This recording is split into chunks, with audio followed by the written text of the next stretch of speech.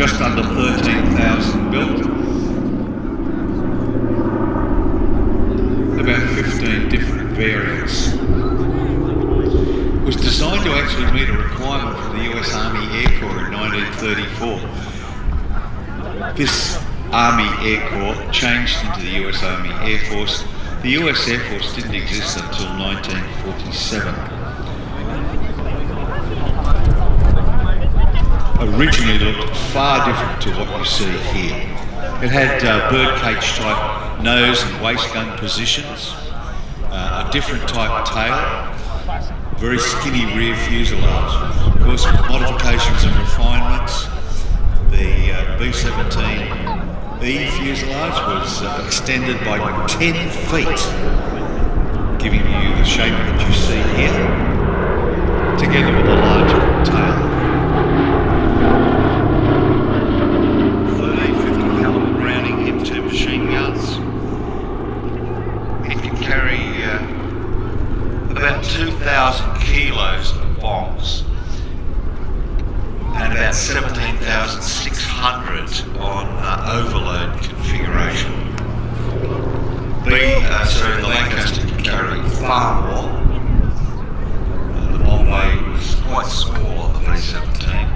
In fact, if you look at the Douglas Sky Raider, the single-engined dive bomber that was produced at the end of the war, used extensively in Korea and Vietnam, it could actually carry more than a B-17, but it was the numbers of B-17s that made the difference.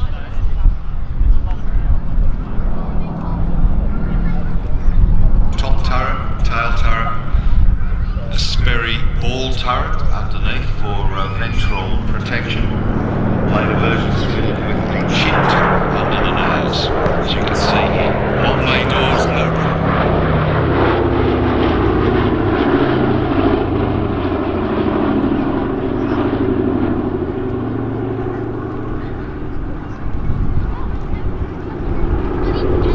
Was used not only in Europe but also in the Pacific.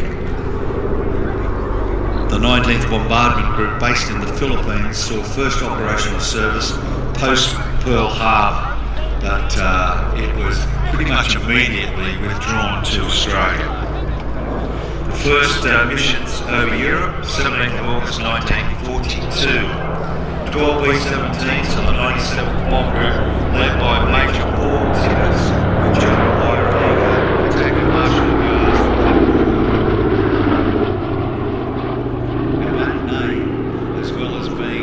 Responsible for leading the first B-17 raid over Europe. He later went on to fly the Enola Gay, the B-17 bomber, sorry, the B-29 bomber that dropped the first atomic bomb on Hiroshima. Versions were fitted for search and rescue with lifeboats underneath the fuselage. Some were produced as drone bombers. Post-war radar fit was the first airborne warning and control aircraft for the US Navy, first AWACS.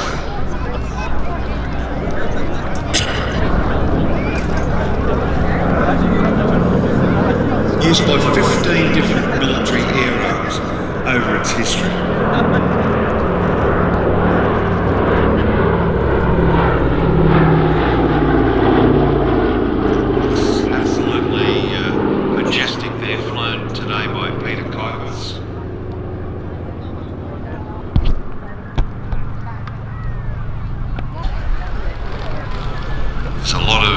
Pilots flew these aircraft, but two in particular stand out. One being Gene Roddenberry, who was the creator of Star Trek, and also Tom Landry. He was with the Dallas Cowboys, the American football team.